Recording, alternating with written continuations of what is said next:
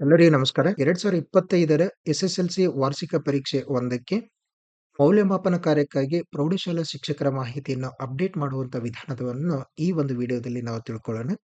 ಇಲ್ಲಿ ಪ್ರಮುಖವಾಗಿ ನಾವು ಗಮನಿಸಬೇಕಾದಂತ ಪ್ರಮುಖ ಅಂಶಗಳು ಹೀಗಿವೆ. ಶಿಕ್ಷಕರ ಮಾಹಿತಿಯನ್ನು ಶಾಲಾ ಲಾಗಿನ್‌ನಲ್ಲಿ ಅಪ್ಡೇಟ್ ಮಾಡಲಿಕ್ಕೆ ಪ್ರಾರಂಭ ದಿನಾಂಕ 3/12/2024ರಿಂದ ಪ್ರಾರಂಭವಾಗಿದೆ. ಇನ್ನು ಶಿಕ್ಷಕರ ಮಾಹಿತಿಯನ್ನು ಅ ಅಪ್ಡೇಟ್ ಮಾಡೋದು ಅಥವಾ ಹೊಸದಾಗಿ ಅದನ್ನ ನೇಮಕಾತಿಯಾಗಿರುವಂತ ಅಥವಾ ಬಡ್ತಿ ಹೊಂದಿರುವಂತ ಶಿಕ್ಷಕರ ಮಾಹಿತಿಯನ್ನು ನಾವು ಹೊಸದಾಗಿ ನೋಂದಾಯಿಸಿಕೊಳ್ಳಿಕ್ಕೆ ಕೊನೆಯ ದಿನಾಂಕ 31/12/2024 ಆಗಿರುತ್ತೆ. ಹಾಗೇನೆ ಸರ್ಕಾರಿ ಅನುದಾನಿತ ಹಾಗೂ ಅನುದಾನ ರಹಿತ ಶಾಲಾ ಶಿಕ್ಷಕರು ಕಡ್ಡಾಯವಾಗಿ ನೋಂದಣಿ ಮಾಡಿಕೊಳ್ಳೇಬೇಕು. ಇನ್ನು ಎಲ್ಲಾ ಶಿಕ್ಷಕರ ಮಾಹಿತಿಯನ್ನು ಅಪ್ಡೇಟ್ ಮಾಡೋದು ಕಡ್ಡಾಯವಾಗಿದೆ. ಎಲ್ಲಾ ಮಾಹಿತಿಯನ್ನು ಅಪ್ಡೇಟ್ ಮಾಡದೆ ನಾವು ಫ್ರಿಡ್ಜ್ ಮಾಡ್ಕೊಳ್ಬಾರ್ದು.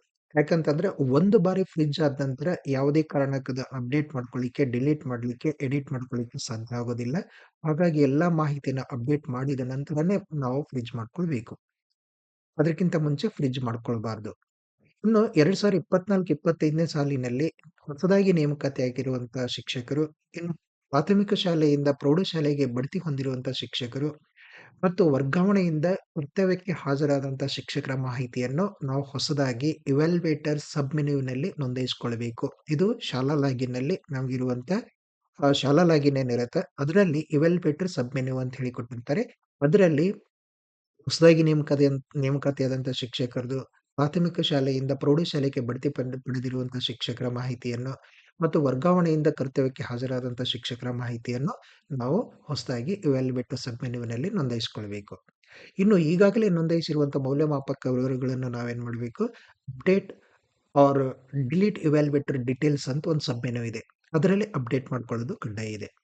ಇನ್ನು ಫ್ರಿಡ್ಜ್ ಮಾಡುವಂತ ಮುನ್ನ ಫ್ರಿಡ್ಜ್ ಮಾಡ್ಕೊಳ್ತೀವಲ್ಲ ಅದನ್ನ ಕೊನೆಗೆ ನಾವು ಫ್ರಿಡ್ಜ್ ಅಂತ ಮಾಡ್ಬೇಕಲ್ಲ, ಅದನ್ನ ಫ್ರಿಡ್ಜ್ ಮಾಡುವ ಮುನ್ನ ಎಲ್ಲಾ ವಿವರಗಳನ್ನು ಪರಿಶೀಲಿಸಿಕೊಳ್ಬೇಕು. ಅವ್ರ bank account details, IFSC code, ಆಮೇಲೆ ಅವ್ರ ಫೋನ್ ನಂಬರ್, ಸೇವೆಗೆ ಸೇರಿದ ದಿನಾಂಕ. ಸೇವೆಗೆ ಸೇರಿದ ದಿನಾಂಕದಲ್ಲಿ ಪ್ರಮುಖವಾಗಿ ನಾವು ಗಮನಿಸಬೇಕು, ಪ್ರಾಥಮಿಕ ಶಾಲೆಯಿಂದ ಪ್ರೌಢಶಾಲೆಗೆ ಬಡ್ತಿ ಪಡೆದಿರುವಂತ ದಿನಾಂಕವನ್ನು ನಾವು ನಮೂದಿಸಬೇಕು. ಈ ಮಾಹಿತಿಯನ್ನು ಆ, ನಾವು ಗಮನಿಸಿಕೊಳ್ಳೋದು ಅತ್ಯವಶ್ಯಕವಾಗಿದೆ. ಇನ್ನು ಏನಾದರೂ ತಿದ್ದುಪಡಿಗಳಿದ್ದಲ್ಲಿ ಅಪ್ಡೇಟ್ ಮಾಡಿದ ನಂತರ ಮಾತ್ರ ಫ್ರಿಡ್ಜ್ ಮಾಡ್ಕೊಳ್ಬೇಕು. ಇದರಲ್ಲಿ 2024-25ನೇ ಶೈಕ್ಷಣಿಕ ವರ್ಷದಲ್ಲಿ ತಮ್ಮ ಶಾಲೆಯಿಂದ ವರ್ಗಾವಣೆ ಹೊಂದಿರುವಂತ, ನಿವೃತ್ತಿಯಾಗಿರುವಂತ, ರಾಜೀನಾಮೆಯಿಂದ ತೆರವಾಗಿರುವಂತ ಮತ್ತು ಇತರೆ ಕಾರಣಗಳಿಂದ ಶಿಕ್ಷಕರು ಕಾರ್ಯನಿರ್ವಹಿಸುತ್ತಿಲ್ಲವಾದರೆ ಅಂತ ಶಿಕ್ಷಕರ ವಿವರಗಳನ್ನು ನಾವು ಅಪ್ಡೇಟ್ ಡಿಲೀಟ್ ಇವ್ಯಾಲ್ಯುಯೇಟರ್ ಸಬ್ ಮೆನು ಅಂತಿದೆ, ಒಂದು ಡೀಟೇಲ್ಸ್ ಸಬ್ ಮೆನು ಇದೆ. ಅದರಲ್ಲಿ ಡಿಲೀಟ್ ಬಟನ್ ಕ್ಲಿಕ್ ಮಾಡಿ ಸೂಕ್ತ ಕಾರಣವನ್ನು ಕೊಟ್ಟು ಅದನ್ನ ಡಿಲೀಟ್ ಮಾಡೋದು ಅವಶ್ಯಕವಾಗಿದೆ. ಇನ್ನು ಶಿಕ್ಷಕರ ಮೌಲ್ಯಮಾಪನ ಕಾರ್ಯಕ್ಕೆ ನೋಂದಣಿ ಮಾಡುವ ಅಥವಾ ಇಲ್ಲವೇ ಅಪ್ಡೇಟ್ ಮಾಡುವ ಮುನ್ನ ಈ ವಿವರಗಳನ್ನು ಸಿದ್ಧಪಡಿಸಿಕೊಳ್ಳಬೇಕು. ಏನೇನು? ಮೊದಲನೇದಾಗಿ ಶಿಕ್ಷಕರ ಹೆಸರು ಮತ್ತು ಪದನಾಮ ಸ್ಪಷ್ಟವಾಗಿ ಇರಬೇಕು. ಜನ್ಮ ದಿನಾಂಕ, ಇನ್ನು ಪ್ರೌಢಶಾಲಾ ಸೇವೆಗೆ ಸೇರಿದ ದಿನಾಂಕ, ಇದು ವೆರಿ ಇಂಪಾರ್ಟೆಂಟ್. ಪ್ರೌಢಶಾಲಾ ಸೇವೆಗೆ ಸೇರಿದ ದಿನಾಂಕವನ್ನು ನಮೂದಿಸಬೇಕು ಅದರಲ್ಲಿ. ವಿದ್ಯಾರ್ಹತೆ, ಬೋಧನಾ ವಿಷಯ ಮತ್ತು ಮಾಧ್ಯಮವನ್ನು ನಮೂದಿಸಬೇಕು. ಇನ್ನು ಪ್ರಥಮ ಕೆಜೆಐಡಿ ಸಂಖ್ಯೆ ಅಂದ್ರೆ ಸರ್ಕಾರಿ ಶಾಲಾ ಶಿಕ್ಷಕರಿಗೆ ಫಸ್ಟ್ ಕೆಜೆಐಡಿ ನಂಬರ್‌ನ ಎಂಟ್ರಿ ಮಾಡಬೇಕು. ಇನ್ನು ಖಾಸಗಿ ಅನುದಾನಿತ ಅಥವಾ ಅನುದಾನ ರಹಿತ ಶಾಲಾ ಶಿಕ್ಷಕರಿಗೆ ಅಂತಂದ್ರೆ ಅವರಿಗೆ ಉದ್ಯೋಗಿ ಸಂಖ್ಯೆ ಅಥವಾ ವಿಮಾ ಪಾಲಿಸಿ ಸಂಖ್ಯೆ ಇರುತ್ತೆ. ಅದನ್ನು ಅಪ್ಡೇಟ್ ಮಾಡ್ಕೊಳ್ಬೇಕು ನಾವು. ಇನ್ನು ಬ್ಯಾಂಕ್ ಖಾತೆ ವಿವರಗಳು, ಅದರಲ್ಲಿ ಏನೇನು ಅಂತಂದ್ರೆ ಬ್ಯಾಂಕ್ ಹೆಸರು, ಖಾತೆ ಸಂಖ್ಯೆ ಮತ್ತು ಐಎಫ್ಎಸ್ಸಿ ಕೋಡ್‌ಗಳನ್ನು ನಾವು ಸಿದ್ಧ ಮಾಡಿಟ್ಕೊಳ್ಬೇಕು. ಅದನ್ನ ಬರ್ಕೊಂಡಿಟ್ಕೊಳ್ಬೇಕು. ಇನ್ನು ಶಿಕ್ಷಕರ ಫೋಟೋ ಮತ್ತು ಸಹಿ, ಅದು ಎಷ್ಟು ಅಳತೆ ಇರಬೇಕು ಅಂತಂದ್ರೆ ಫೋಟೋ 20ರಿಂದ 80 ಕೆಬಿ ಒಳಗಡೆ ಇರಬೇಕು. ಇನ್ನು ಸಿಗ್ನೇಚರ್ ಎಷ್ಟಿರಬೇಕು? 20ರಿಂದ 50 ಕೆಬಿಯ ಒಳಗಡೆ ಇರಬೇಕು. ಇದು ಜೆಪಿಇಜಿ ಫಾರ್ಮ್ಯಾಟ್‌ನಲ್ಲಿರುವಂತೆ ನಾವು ಸ್ಕ್ಯಾನ್ ಮಾಡಿ ಇಟ್ಕೊಳ್ಬೇಕು. ಇಷ್ಟಾದ ನಂತರ ನಾವು ಅದನ್ನ ಅಪ್ಡೇಟ್ ಮಾಡ್ಕೊಳ್ಳಿಕ್ಕೆ ಶಾಲಾ ಲಾಗಿನ್‌ನಲ್ಲಿ ಅಪ್ಡೇಟ್ ಮಾಡ್ಕೊಳ್ಳಿಕ್ಕೆ ಈಸಿ ಆಗತ್ತೆ. ಹೇಗೆ ಅಪ್ಡೇಟ್ ಮಾಡಬೇಕು ಅನ್ನೋದನ್ನು ನಾವು ಗೂಗಲ್ ಕ್ರೋಮ್ ತಗೊಂಡ್ಬಿಡೋಣ. ಫಸ್ಟ್ ನಾವು ಗೂಗಲ್ ಕ್ರೋಮ್ ತಗೊಳ್ಳೋಣ. ಅದರಲ್ಲಿ ಜಸ್ಟ್ KSEAB ಅಂತ ಹೇಳಿ ಟೈಪ್ ಮಾಡಿದ್ರಾಯ್ತು. KSEAB ಅಂತ ಹೇಳಿ ಟೈಪ್ ಮಾಡ್ತೀವಿ. ಆಗ ಫಸ್ಟ್ ಹೋಮ್, ಅದರಲ್ಲಿ ಕರ್ನಾಟಕ ಸ್ಕೂಲ್ ಎಜುಕೇಷನ್, ಅದರಲ್ಲಿ home Karnataka school examination and assessment board ಅಂತ ಹೇಳಿದೆಲ್ಲ KSEAB ಅಂತ ಹೇಳಿರುತ್ತೆ. ಇದನ್ನ ಕ್ಲಿಕ್ ಮಾಡ್ಕೊಳ್ತೀವಿ. ಮಾಡಿದ ನಂತರ ಇಲ್ಲಿ SSLC ಪೋರ್ಟಲ್ ಅಂತ ಹೇಳಿ ಬರುತ್ತೆ. SSLC ಪೋರ್ಟಲ್‌ನಲ್ಲಿ ಫಸ್ಟ್ ಆಯ್ಕೆ ಇದೆ SSLC ಸ್ಕೂಲ್ ಲಾಗಿನ್ ಅಂತ ಹೇಳಿ. SSLC ಸ್ಕೂಲ್ ಲಾಗಿನ್ ಅಂತ ಕ್ಲಿಕ್ ಮಾಡ್ತೀವಿ. ಆಗ ಈ ಸ್ಕೂಲ್ ಲಾಗಿನ್ ಇದರಲ್ಲಿ ಇಂಟರ್ಫೇಸ್‌ಗೆ ಬರ್ತೀವಿ ನಾವು. ಇದರಲ್ಲಿ ನಾವು ಗಮನಿಸಬೇಕು ಇದರಲ್ಲಿ ಸ್ಕೂಲ್ ಲಾಗಿನ್‌ನಲ್ಲಿ ಯೂಸರ್ ನೇಮ್, ಪಾಸ್‌ವರ್ಡ್ ಮತ್ತು ಕ್ಯಾಪ್ಚಾ ಇದೆ. ನಮಗೆ ಒದಗಿಸಿರುವಂತ ಸ್ಕೂಲ್ ಯೂಸರ್ ನೇಮ್ ಅನ್ನ ಯೂಸ್ ಮಾಡ್ಕೊಳ್ಬೇಕು. ನಾವು ಕ್ರಿಯೇಟ್ ಮಾಡಿರುವಂತ ಪಾಸ್‌ವರ್ಡ್ ಅನ್ನು ಎಂಟ್ರಿ ಮಾಡಬೇಕು. ನಂತರ ಇಲ್ಲಿ ಬರುವಂತ ಕ್ಯಾಪ್ಚಾವನ್ನು ಟೈಪ್ ಮಾಡಿ ನಾವು ಸಬ್ಮಿಟ್ ಬಟನ್ ಅನ್ನು ಕ್ಲಿಕ್ ಮಾಡಬೇಕು. ನಂತರ ಇದರಲ್ಲಿ ನಾವು ಸ್ಕೂಲ್ ಲಾಗಿನ್‌ಗೆ ಬರ್ತೀವಿ. ಸ್ಕೂಲ್ ಲಾಗಿನ್ ಹೋಮ್ ಪೇಜ್ ಇದು. ಇದರಲ್ಲಿ ಆ, ಈ ಆಯ್ಕೆಯನ್ನು ಗಮನಿಸಿ ಮೆನುನಲ್ಲಿ ಇವ್ಯಾಲ್ಯುಯೇಟ್ ರಿಜಿಸ್ಟ್ರೇಷನ್ 2025 ಅಂತ ಹೇಳಿದೆ. ಇದನ್ನು ಕ್ಲಿಕ್ ಮಾಡಿದ್ರೆ ನಮ್ಮ 3 ಆಯ್ಕೆಗಳು ಸಬ್ ಮೆನು ಸಿಗ್ತವೆ. ಹೊಸದಾಗಿ ಸೇವೆಗೆ ಸೇರಿರುವಂತ ಶಿಕ್ಷಕರು ನಾವು ನೋಂದಾಯಿಸಬೇಕು ಅಂತಂದ್ರೆ, ಸರ್ಕಾರಿ ಸೇವೆಗೆ ಸೇರಿರುವಂತ ಶಿಕ್ಷಕರು ಅಂದ್ರೆ ಹೊಸದಾಗಿ ನೇಮಕಾತಿಯಾದಂತ ಶಿಕ್ಷಕರು, ಪ್ರಾಥಮಿಕ ಶಾಲೆಯಿಂದ ಪ್ರೌಢಶಾಲೆಗೆ ಬಡ್ತಿ ಪಡೆದಿರುವಂತ ಶಿಕ್ಷಕರು, ಆಮೇಲೆ ವರ್ಗಾವಣೆಗೊಂಡು ಶಾಲೆಗೆ ಹಾಜರಾಗುವಂತ ಶಿಕ್ಷಕರು, ಇವ್ರನ್ನ ಏನಂತಂದ್ರೆ ನಾವು ಇವ್ಯಾಲ್ಯುಯೇಟರ್ ನ್ಯೂ ರಿಜಿಸ್ಟ್ರೇಷನ್ ಅಂತ ಹೇಳಿ ತೆಗೆದುಕೊಳ್ಬೇಕು. ನಂತರ ಈಗಾಗಲೇ ನೋಂದಾಯಿಸಿರುವಂತಹ ಶಿಕ್ಷಕರ ಮಾಹಿತಿಯನ್ನು ಕಡ್ಡಾಯವಾಗಿ ಅಪ್ಡೇಟ್ ಮಾಡ್ಕೊಳ್ಬೇಕು. ಅದನ್ನ ಅಪ್ಡೇಟ್ ಆರ್ ಡಿಲೀಟ್ ಇವ್ಯಾಲ್ಯುಯೇಟೆಡ್ ಡೀಟೇಲ್ಸ್ ಅಂತ ಹೇಳಿರುತ್ತೆ ಅದರಲ್ಲಿ ಮಾಡಬೇಕು. ಫಸ್ಟ್ ನಾವೇನ್ ಮಾಡೋಣ, ಹೊಸದಾಗಿ ನೇಮಕಾತಿಗೊಂಡಿರುವಂತ ಅಥವಾ ಬಡ್ತಿ ಹೊಂದಿರುವಂತ ಶಿಕ್ಷಕರು ಅಥವಾ ವರ್ಗಾವಣೆಯಿಂದ ಬಂದಿರುವಂತ ಶಿಕ್ಷಕರ ಮಾಹಿತಿಯನ್ನು ನಾವು ನ್ಯೂ ರಿಜಿಸ್ಟ್ರೇಷನ್ ಹೇಗ್ ಮಾಡಬೇಕು ಅನ್ನೋದನ್ನ ನಾವು ನೋಡೋಣ ಇದರಲ್ಲಿ. ಇದಕ್ಕಾಗಿ ನಾವು ಇವ್ಯಾಲ್ಯುಯೇಟ್ ನ್ಯೂ ರಿಜಿಸ್ಟ್ರೇಷನ್ ಸಬ್ ಮೆನುವನ್ನು ತೆಗೆದುಕೊಳ್ತೀವಿ. ಆಗ ಇಲ್ಲಿ ಗಮನಿಸಿ ಇದರಲ್ಲಿ ಇವ್ಯಾಲ್ಯುಯೇಟರ್ಸ್ ನ್ಯೂ ರಿಜಿಸ್ಟ್ರೇಷನ್ ಫಾರ್ಮ್ ಅಂತ ಹೇಳಿ ಇದೆ. ಇಲ್ಲಿ ಡಿಸ್ಟ್ರಿಕ್ಟ್‌ನು ಸೆಲೆಕ್ಟ್ ಮಾಡ್ಕೊಳ್ಬೇಕು. ಇದರಲ್ಲಿ ಒಂದಿಷ್ಟು ಸಬ್ ಮೆನು ಬರುತ್ತೆ. ಇದರಲ್ಲಿ ಇವ್ಯಾಲ್ಯುಯೇಟರ್ ರಿಜಿಸ್ಟ್ರೇಷನ್ ಡೀಟೇಲ್ಸ್ ಅಂತ ಹೇಳಿ ಇರುತ್ತೆ. ಅದರಲ್ಲಿ ಡಿಸ್ಟ್ರಿಕ್ಟ್ ನೇಮ್ ಅನ್ನು ಸೆಲೆಕ್ಟ್ ಮಾಡ್ಕೊಳ್ತೀವಿ. ಡಿಸ್ಟ್ರಿಕ್ಟ್ ನೇಮ್ ನಂತರ ಬ್ಲಾಕ್ ನೇಮ್ ಇದೆ. ಇದು ಆಲ್ರೆಡಿ ಡಿಫಾಲ್ಟ್ ಆಗಿ ನಮ್ಮ ಶಾಲಾ ಲಾಗಿನ್‌ನಲ್ಲಿ ಇರುವುದರಿಂದ ಇದು ಡಿಫಾಲ್ಟ್ ಇರುತ್ತೆ. ಇದನ್ನ ಎಡಿಟ್ ಡಿಲೀಟ್ ಮಾಡ್ಲಿಕ್ಕೆ ಅವಕಾಶ ಇಲ್ಲ. ಹಾಗಾಗಿ ಇಲ್ಲಿ ಡಿಸ್ಟ್ರಿಕ್ಟ್ ನೇಮ್ ಡಿಸ್‌ಪ್ಲೇ ಆಗುತ್ತೆ. ತಾಲೂಕು ನೇಮ್ ಆಮೇಲೆ ಸ್ಕೂಲ್ ಟೈಪ್ ಯಾವ school type government aided or unaided ಅದು ಸಹ ಏನಂದ್ರೆ ಡಿಸ್‌ಪ್ಲೇ ಆಗಿರುತ್ತೆ ಇದರಲ್ಲಿ. ನಂತರ ಸ್ಕೂಲ್ ನೇಮನ್ನು ಸಹ ಡಿಫಾಲ್ಟ್ ಆಗಿ ಬಂದಿರುತ್ತೆ. ಆಮೇಲೆ ಸ್ಕೂಲ್ ಮೀಡಿಯಮ್ಮು ಸಹ ಏನಂದ್ರೆ ಡಿಫಾಲ್ಟ್ ಆಗಿರುತ್ತೆ. ಸ್ಕೂಲ್ ಅಡ್ರೆಸ್‌ನು ಸಹ ಅದರಲ್ಲಿ ಡಿಸ್‌ಪ್ಲೇ ಆಗುತ್ತೆ. ನಾವು ಮಾಡಬೇಕಾಗಿರುವಂತ ಪ್ರಮುಖ ಕಾರ್ಯ ಏನಂತಂದ್ರೆ, ಇದರಲ್ಲಿ ನೇಮ್ ಆಫ್ ದ ಟೀಚರ್ ಇದೆ. ನೇಮ್ ಆಫ್ ದ ಟೀಚರ್‌ನು ಕ್ಯಾಪಿಟಲ್ ಲೆಟರ್‌ನಲ್ಲಿ ನಾವು ಟೈಪ್ ಮಾಡ್ಕೊಳ್ಳೋಣ. ನಂತರ ಡೆಸಿಗ್ನೇಷನ್ ಇಲ್ಲಿ ಸೆಲೆಕ್ಟ್ ಮಾಡ್ಕೊಳ್ಳೋದಿರುತ್ತೆ. ಹೆಡ್ ಮಾಸ್ಟರ್ ಆರ್ ಏನಂತಂದ್ರೆ ವೈಸ್ ಪ್ರಿನ್ಸಿಪಲ್ ಇದೆ. ನಂತರ 2ನೇ ಆಯ್ಕೆ ಏನಿದೆ ಅಸಿಸ್ಟೆಂಟ್ ಮಾಸ್ಟರ್ ಅಂತ ಹೇಳಿ ಇದೆ. ಈ ಅಸಿಸ್ಟೆಂಟ್ ಮಾಸ್ಟರ್ ಇದ್ರೆ ಅಸಿಸ್ಟೆಂಟ್ ಮಾಸ್ಟರ್ ಅಂತ ಹಾಕ್ಬೇಕು. ಹೆಡ್ ಮಾಸ್ಟರ್‌ಗಳು ಸಹ ಕಡ್ಡಾಯವಾಗಿ ನೋಂದಣಿ ಮಾಡ್ಕೊಳ್ಬೇಕಾಗಿದೆ. ಹಾಗಾಗಿ ಅವರು head master or vice principal ಅಂತ ಹೇಳಿ ಸೆಲೆಕ್ಟ್ ಮಾಡ್ಕೊಳ್ತಾರೆ. ನಂತರ ಇಲ್ಲಿ ಮೊಬೈಲ್ ನಂಬರ್ ಕಡ್ಡಾಯ ಬೇಕಾಗಿದೆ. ಇಲ್ಲಿ ಸ್ಟಾರ್ ಮಾರ್ಕ್ ಅಂತ ಏನಿದೆಯಲ್ಲ ಅದು ಕಡ್ಡಾಯವಾಗಿ ಭರ್ತಿ ಮಾಡಲೇಬೇಕಾಗಿರುವಂತ ಮಾಹಿತಿ ಇದೆ. ನಂತರ ಇಲ್ಲಿ ಮೊಬೈಲ್ ನಂಬರ್‌ನ ಎಂಟ್ರಿ ಮಾಡ್ತೀವಿ. ಇದರಲ್ಲಿ ಕಾಣುವಂತದ್ದು enter your KJD number as in ಎಚ್‌ಆರ್‌ಎಂಎಸ್‌ನಲ್ಲಿರುವಂತೆ ನಾವು ಕೆಜೆಡಿ ನಂಬರ್ ಇದನ್ನೇ ಸೆಲೆಕ್ಟ್ ಮಾಡ್ಕೊಳ್ತೀವಿ. ಗವರ್ನಮೆಂಟ್ ಸ್ಕೂಲ್ ಇತ್ತಂತಂದ್ರೆ ಎಚ್‌ಆರ್‌ಎಂಎಸ್ ಎಂಟ್ರಿ ಮಾಡ್ತೀವಿ. ಏಡೆಡ್, ಅನ್‌ಏಡೆಡ್ ಇತ್ತಂತಂದ್ರೆ ಎಂಪ್ಲಾಯ್ ಐಡಿಯನ್ನು ಅಥವಾ ಪಾಲಿಸಿ ನಂಬರ್‌ನ ಇಲ್ಲಿ ಟೈಪ್ ಮಾಡ್ಕೊಳ್ತೀವಿ.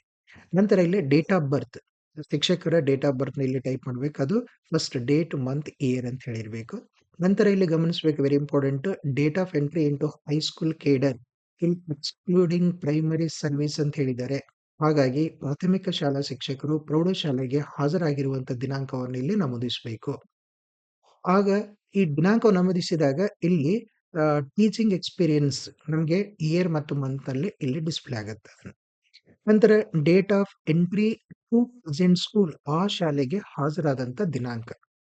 ಅಂದ್ರೆ ಈಗೇನು ನಾವು ನೋಂದಣಿ ಮಾಡ್ತಾ ಇದ್ದೀವಿ, ಈ ಶಾಲೆಗೆ ಹಾಜರಾದಂತ ದಿನಾಂಕವನ್ನು ಹಾಕ್ಬೇಕು. ಸ್ಕೂಲ್ ಲಾಗಿನ್‌ನಲ್ಲಿ ಇವ್ಯಾಲ್ಯುಯೇಟರ್ ರಿಜಿಸ್ಟ್ರೇಷನ್ ಹೇಗೆ ಮಾಡಬೇಕು ಅನ್ನೋದ್ರ ಬಗ್ಗೆ ಮಾಹಿತಿಯನ್ನು ತಿಳ್ಕೊಳ್ಳೋಣ. ಇದರಲ್ಲಿ ಸ್ಕೂಲ್ ಲಾಗಿನ್ ಆದ ನಂತರ ಇವ್ಯಾಲ್ಯುಯೇಟರ್ ರಿಜಿಸ್ಟ್ರೇಷನ್ 2025 ಅಂತ ಹೇಳಿ ಒಂದು ಮೆನು ಇದೆ. ಇದರಲ್ಲಿ ಅಪ್ಡೇಟ್, ಡಿಲೀಟ್ ಇವ್ಯಾಲ್ಯುಯೇಟರ್ ಡೀಟೇಲ್ಸ್ ಅಂತ ಹೇಳಿ ಇದೆ. ನಾನು ಮೊದಲೇ ಹೇಳಿದ ಹಾಗೆ ಇವ್ಯಾಲ್ಯುಯೇಟರ್ಸ್ ಹೊಸದಾಗಿ ಇರುವಂತ ಇವ್ಯಾಲ್ಯುಯೇಟರ್‌ನ ಹೇಗೆ ರಿಜಿಸ್ಟ್ರೇಷನ್ ಮಾಡಬೇಕು ಅಂತ ಹೇಳಿದೀನಿ. ಈಗಾಗಲೇ ರಿಜಿಸ್ಟ್ರೇಷನ್ ಮಾಡಿಕೊಂಡಿರುವಂತ, ನೋಂದಣಿ ಮಾಡಿಕೊಂಡಿರುವಂತ ಮೌಲ್ಯಮಾಪಕರನ್ನು ಹೇಗೆ ನಾವು ಅಪ್ಡೇಟ್ ಮಾಡಬೇಕು ಅಥವಾ ಅದನ್ನ ಡಿಲೀಟ್ ಯಾವಾಗ ಮಾಡಬೇಕು ಅಂತಂದ್ರೆ, ಸದರಿ ಶಾಲೆಯಿಂದ ಪ್ರಮೋಷನ್ ಆಗಿ ಹೋದ್ರೆ ಅಥವಾ ವರ್ಗಾವಣೆಯಾಗಿ ಹೋದ್ರೆ ಅಥವಾ ನಿವೃತ್ತಿಯಾಗಿದ್ರೆ ಅಥವಾ ರಾಜೀನಾಮೆಯಿಂದ ತೆರವಾಗಿದ್ರೆ ಮಾತ್ರ ನಾವು ಡಿಲೀಟ್ ಬಟನ್ ಅನ್ನು ಯೂಸ್ ಮಾಡ್ಕೊಳ್ಬೇಕಾಗತ್ತೆ. ಈಗ ನಮ್ಮ ಶಾಲೆಯಲ್ಲಿ ಕರ್ತವ್ಯ ನಿರ್ವಹಿಸುತ್ತಿರುವಂತ ಶಿಕ್ಷಕರ ಅಂದ್ರೆ ಮೌಲ್ಯಮಾಪಕರ ಮಾಹಿತಿಯನ್ನು ಅಪ್ಡೇಟ್ ಮಾಡಬೇಕು ಅಂತಂದ್ರೆ ಈ ಒಂದು ಸಬ್ ಮೆನ್ಯೂವನ್ನು ನಾವು ಯೂಸ್ ಮಾಡ್ಕೊಳ್ಬೇಕು. ಯಾವುದು ಅಪ್ಡೇಟ್ ಆರ್ ಡಿಲೀಟ್ ಇವ್ಯಾಲ್ಯುಯೇಟೆಡ್ ಡೀಟೇಲ್ಸ್ ಅಂತ ಹೇಳಿ ಕ್ಲಿಕ್ ಮಾಡಿದ ನಂತರ ಇಲ್ಲಿ ಶಿಕ್ಷಕರ ಅದರಲ್ಲಿ ಅಂದ್ರೆ ಈ ಲಾಗಿನ್ ಅಲ್ಲಿ ಕಾರ್ಯನಿರ್ವಹಿಸುತ್ತಿರುವಂತ ಎಲ್ಲಾ ಶಿಕ್ಷಕರ ಮಾಹಿತಿ ಇದರಲ್ಲಿ ಡಿಸ್‌ಪ್ಲೇ ಆಗುತ್ತೆ. ನಾವೇನ್ ಮಾಡ್ಬೇಕೀಗ, ಯಾರ ಮಾಹಿತಿಯನ್ನ ಅಪ್ಡೇಟ್ ಮಾಡ್ಬೇಕಾಗಿದೆ, ಅವರ ಮಾಹಿತಿನ ಅಪ್ಡೇಟ್ ಮಾಡ್ಕೊಳ್ಳಿಕ್ಕೆ ನಮ್ಗೆ ಇಲ್ಲಿ ಕಾಣುವಂತ ಆ ಶಿಕ್ಷಕರ ಒಂದು ಮೆನುನಲ್ಲಿ ಲೆಫ್ಟ್ ಸೈಡ್‌ನಲ್ಲಿ ಅಪ್ಡೇಟ್, ಡಿಲೀಟ್ ಅಂತ ಆಪ್ಷನ್ಸ್ ಕಾಣುತ್ತೆ ನಮ್ಗೆ. ಇಲ್ಲಿ ನಾನು ಅಪ್ಡೇಟ್ ಮಾಡ್ಕೊಳ್ಬೇಕಾಗಿರುವುದರಿಂದ ಅಪ್ಡೇಟ್ ಅಂತ ಹೇಳಿ ಕ್ಲಿಕ್ ಮಾಡ್ಕೊಳ್ತೀನಿ. ಆಗ ಇದರಲ್ಲಿ ಶಿಕ್ಷಕರ ಅಪ್ಡೇಟ್ ಇವ್ಯಾಲ್ಯುಯೇಟರ್ ಡೀಟೇಲ್ಸ್ ಅಂತ ಹೇಳಿ ಇದೆ. ಅದರಲ್ಲಿ ಫಸ್ಟ್ ಪಾಯಿಂಟ್ ಏನು ಅಂತಂದ್ರೆ ಇವ್ಯಾಲ್ಯುಯೇಟರ್ ರಿಜಿಸ್ಟ್ರೇಷನ್ ಡೀಟೇಲ್ಸ್. ಇದರಲ್ಲಿ ಇವ್ಯಾಲ್ಯುಯೇಟರ್ ಕೋಡ್ ಇದರಲ್ಲಿ ನಮಗೆ ಡಿಸ್‌ಪ್ಲೇ ಆಗುತ್ತೆ ಇದರಲ್ಲಿ. ನಂತರ district name, taluka name, school type, ನಂತರ school name, school address, school medium ಅದು ಫೆಚ್ ಆಗಿರುತ್ತೆ. ನಂತರ ನೇಮ್ ಆಫ್ ದ ಟೀಚರ್‌ನ ನಾವು ಎಡಿಟ್ ಮಾಡ್ಕೊಳ್ಳಿಕ್ಕೆ ಅವಕಾಶ ಇದೆ. ಡೆಸಿಗ್ನೇಷನ್‌ನ ಸೆಲೆಕ್ಟ್ ಮಾಡ್ಕೊಳ್ಳಿಕ್ಕೆ ಅವಕಾಶ ಇದೆ. ಅಂದ್ರೆ ಇದರಲ್ಲಿ ನಾವು ಅಸಿಸ್ಟೆಂಟ್ ಮಾಸ್ಟರ್ ಅಥವಾ ಹೆಡ್ ಮಾಸ್ಟರ್, ವೈಸ್ ಪ್ರಿನ್ಸಿಪಾಲ್ ಎಲ್ಲರೂ ಇದರಲ್ಲಿ ಅಪ್ಡೇಟ್ ಮಾಡ್ಕೊಳ್ಳಿಕ್ಕೆ ಅವಕಾಶ ಇರುವುದರಿಂದ, ನಾವು ಯಾವ ಹುದ್ದೆಯಲ್ಲಿ, ಯಾವ ಡೆಸಿಗ್ನೇಷನ್‌ನಲ್ಲಿ ನಾವು ಕಾರ್ಯನಿರ್ವಹಿಸ್ತಿರ್ತೀವಿ, ಆ ಡೆಸಿಗ್ನೇಷನ್‌ನ ಸೆಲೆಕ್ಟ್ ಮಾಡ್ಕೊಳ್ಬೇಕು. ನಂತರ ಇಲ್ಲಿ ಮೊಬೈಲ್ ನಂಬರ್ ಅಂತ ಹೇಳಿದೆ. ಮೊಬೈಲ್ ನಂಬರ್‌ನ ಎಂಟ್ರಿ ಮಾಡ್ಕೊಳ್ಬೇಕು. ಸರಿಯಾದ ರೀತಿಯಾದಂತಹ ಮೊಬೈಲ್ ನಂಬರ್‌ನ ಎಂಟ್ರಿ ಮಾಡ್ಬೇಕು. ಯಾಕಂತಂದ್ರೆ ಅದಕ್ಕೆ ಒ-ಟಿ-ಪಿ ಬರುವುದರಿಂದ ನಾವು ಸರಿಯಾದ ಮೊಬೈಲ್ ನಂಬರ್ ಅನ್ನು ನಾವು ಅಪ್ಡೇಟ್ ಮಾಡ್ಬೇಕು. ಅಂದ್ರೆ ಕರೆಕ್ಟ್ ಆಗಿರುವಂತಹ ಮೊಬೈಲ್ ನಂಬರ್‌ನ ಅಪ್ಡೇಟ್ ಮಾಡ್ಬೇಕು. ನಂತರ enter your KGID number as in HRMS. ಎಚ್‌ಆರ್‌ಎಂಎಸ್‌ನಲ್ಲಿರುವಂತೆ ಕೆಜೆಐಡಿ ನಂಬರ್ ಅಂದ್ರೆ ಪ್ರಥಮ ಪಾಲಿಸಿ ಸಂಖ್ಯೆಯನ್ನು ಇದರಲ್ಲಿ ಅಪ್ಡೇಟ್ ಮಾಡ್ಬೇಕು. ನಂತರ ಡೇಟ್ ಆಫ್ ಬರ್ತ್ ಇದರಲ್ಲಿ ಡಿಸ್‌ಪ್ಲೇ ಆಗುತ್ತೆ. ಡೇಟ್ ಆಫ್ ಬರ್ತ್ ಹೇಗಿರ್ಬೇಕು ಅಂತಂದ್ರೆ ಫಸ್ಟ್ ಡೇಟ್, ನಂತರ ಮಂತ್, ನಂತರ ಇಯರ್ ಇರ್ಬೇಕು. Date of entry into high school cadre ಅಂತ ಹೇಳಿದೆ. ಎಕ್ಸ್ಕ್ಲೂಡಿಂಗ್ ಎಕ್ಸ್ಕ್ಲೂಡಿಂಗ್ ಪ್ರೈಮರಿ ಸರ್ವಿಸ್ ಅಂತ. ಇದರಲ್ಲಿ ಗಮನಿಸಬೇಕು, ಇಲ್ಲಿ ಹೈಸ್ಕೂಲ್‌ಕ್ಕೆ ಅಂದ್ರೆ ಪ್ರಮೋಷನ್ ಆಗಿ ಬಂದಿರುವಂತಹ ಶಿಕ್ಷಕರು ಹೈಸ್ಕೂಲ್ ಕೇಡರ್‌ಗೆ ಯಾವಾಗ ಜಾಯಿನ್ ಆಗಿರ್ತಾರೆ, ಆ ಡೇಟ್ ಅನ್ನು ಮಾತ್ರ ಇದರಲ್ಲಿ ಅಪ್ಡೇಟ್ ಮಾಡ್ಬೇಕು. ಈಗಾಗಲೇ ನಾವು ಪ್ರಾಥಮಿಕ ಶಾಲೆಯಲ್ಲಿ ಕೆಲಸ ನಿರ್ವಹಿಸ್ತಿರುವಂತಹ ಡೇಟ್ ಅನ್ನು ಇಲ್ಲಿ ಎಂಟರ್ ಮಾಡ್ಕೊಂಡಿದ್ದೀವಿ ಅಂತಂದ್ರೆ, ಅಂತ ಶಿಕ್ಷಕರನ್ನು ನಾವು ಡಿಲೀಟ್ ಮಾಡ್ಕೊಂಡು, ನಾವು ಮತ್ತೊಮ್ಮೆ ಹೊಸದಾಗಿ ನಾವು ರಿಜಿಸ್ಟ್ರೇಷನ್ ಮಾಡ್ಕೊಳ್ಬೇಕು. ಇನ್ನೊಂದ್ಸಲ ಗಮನಿಸಿ, ಒಂದು ವೇಳೆ ಡೇಟ್ ಆಫ್ ಇಂಟು ಇಲ್ಲಿ ಸರ್ವಿಸ್ ಡೀಟೇಲ್ಸ್‌ನಲ್ಲಿ date of entry into high school cadre ಅಂತ ಬದಲಾಗಿ ಪ್ರಾಥಮಿಕ ಶಾಲೆಗೆ ಹಾಜರಾಗಿರುವಂತಹ ದಿನಾಂಕವನ್ನು ನಾವು ನಮೂದಿಸಿದ್ದೇ ಆಗಿದ್ರೆ, ಅಂತ ಶಿಕ್ಷಕರ ಮಾಹಿತಿಯನ್ನು ಡಿಲೀಟ್ ಮಾಡ್ಕೊಂಡು ಮತ್ತೊಮ್ಮೆ ಅವರನ್ನು ಹೊಸದಾಗಿ ರಿಜಿಸ್ಟ್ರೇಷನ್ ಮಾಡ್ಕೊಳ್ಬೇಕು. ನಂತರ ಇಲ್ಲಿ ಟೀಚಿಂಗ್ ಎಕ್ಸ್‌ಪೀರಿಯನ್ಸ್ ಅಂತ ಹೇಳಿ ಇದೆ. Date of into in service high school cadre ಹಾಕಿದ ತಕ್ಷಣನೇ ಇಷ್ಟು ಮಾಹಿತಿ ನಮಗೆ ಆ ಟೀಚಿಂಗ್ ಎಕ್ಸ್‌ಪೀರಿಯನ್ಸ್ ಆಟೋಮ್ಯಾಟಿಕ್ ಆಗಿ ಫೆಚ್ ಆಗುತ್ತೆ. ಇನ್ನು date of entry into present school ಅಂತ ಹೇಳಿದೆ. ಈ ಸದರಿ ಶಾಲೆಗೆ ಹಾಜರಾಗಿರುವಂತಹ ದಿನಾಂಕವನ್ನು ಎಂಟ್ರಿ ಮಾಡಬೇಕು. ನಂತರ ಫಿಸಿಕಲ್ ಕಂಡೀಷನ್ ಅಂತ ಹೇಳಿದೆ. ಫಿಸಿಕಲ್ ಕಂಡೀಷನ್‌ನಲ್ಲಿ ನಾವು ಫಿಸಿಕಲ್ ಕಂಡೀಷನ್ ನಾರ್ಮಲ್ ಇದ್ದರೆ ನಾರ್ಮಲ್ ಅಂತ ತೆಗೆದುಕೊಳ್ಬೇಕು. ಫಿಸಿಕಲ್ ಚಾಲೆಂಜ್ ಇದ್ರೆ ಪಿಎಚ್ ಇದ್ರೆ ಪಿಎಚ್ ಅಂತ ಹೇಳಿ ಸೆಲೆಕ್ಟ್ ಮಾಡ್ಕೊಳ್ಬೇಕು. ನಂತರ ಕ್ವಾಲಿಫಿಕೇಷನ್‌ಗೆ ಸಂಬಂಧಪಟ್ಟಿರುವಂತೆ ಇಲ್ಲಿ ಜನರಲ್ ಅಂತ ಹೇಳಿದೆ. ಜನರಲ್‌ನಲ್ಲಿ ಜನರಲ್ ನಮ್ ಕ್ವಾಲಿಫಿಕೇಷನ್, ನಂತರ ಪ್ರೊಫೆಷನಲ್ ಕ್ವಾಲಿಫಿಕೇಷನ್ ಅಂತ ತೆಗೆದುಕೊಳ್ತೀವಿ. ನೆಕ್ಸ್ಟ್ ಬರುವಂತ ವೆರಿ ಇಂಪಾರ್ಟೆಂಟ್ ಮಾಹಿತಿ ಸಬ್ಜೆಕ್ಟ್ ರಿಜಿಸ್ಟ್ರೇಷನ್ ಫಾರ್ ಇವ್ಯಾಲ್ಯೂಯೇಷನ್ ಅಂತ ಹೇಳಿದೆ. ಇಲ್ಲಿ ಸಬ್ಜೆಕ್ಟ್ ಫಾರ್ ಇವ್ಯಾಲ್ಯೂಯೇಷನ್ ಅಂತ ಹೇಳಿ ತಗೊಳ್ತೀವಿ. ನಾವು ಮ್ಯಾಥಮೆಟಿಕ್ಸ್ ಇದ್ರೆ ಮ್ಯಾಥಮೆಟಿಕ್ಸ್ ಸೆಲೆಕ್ಟ್ ಮಾಡ್ಕೊಳ್ಬೇಕು. ಇಲ್ಲಿ ನಮಗೆ first language, second language, third language, mathematics, science, social science, alternative subject ಅಂತ ಹೇಳಿದೆ. ನಾವು ಯಾವ ಇದಕ್ಕೆ ವ್ಯಾಲ್ಯೂಯೇಷನ್‌ಗೆ ರಿಜಿಸ್ಟ್ರೇಷನ್ ಮಾಡ್ಕೊಳ್ಬೇಕಾಗಿದೆ ಅಂದ್ರೆ ನಾವು ಶಾಲೆಯಲ್ಲಿ ಬೋಧಿಸುವಂತ ವಿಷಯವನ್ನು ನಾವು ಸೆಲೆಕ್ಟ್ ಮಾಡ್ಕೊಳ್ತೀವಿ. ಮಾಡಿದ ನಂತರ ಇಲ್ಲಿ ಎದುರುಗಡೆಗೆ ಅದಕ್ಕೆ ಆ ವಿಷಯದ ಒಂದು ಕೋಡ್ ನಂಬರ್ ಮತ್ತು ವಿಷಯ ಡಿಸ್‌ಪ್ಲೇ ಆಗತ್ತೆ ಇದರಲ್ಲಿ. ಆಮೇಲೆ ನಾವು ಮೀಡಿಯಮ್ ಆಫ್ ಇವ್ಯಾಲ್ಯೂಯೇಷನ್ ಅಂತ ಹೇಳಿದೆ. ಯಾವ ಮೀಡಿಯಂನಲ್ಲಿ ನಾವು ವ್ಯಾಲ್ಯೂಯೇಷನ್ ಮಾಡ್ಬೇಕಾಗಿದೆ ಅದನ್ನು ಇದರಲ್ಲಿ ಸೆಲೆಕ್ಟ್ ಮಾಡ್ಕೊಳ್ತೀವಿ. ಅದಕ್ಕಿಂತ ವೆರಿ ಇಂಪಾರ್ಟೆಂಟ್ ಮಾಹಿತಿ ಅಂತಂದ್ರೆ bank account details. Bank account details ನಾವು ಸರಿಯಾದ ರೀತಿಯಲ್ಲಿ ನಮೂದಿಸಬೇಕು.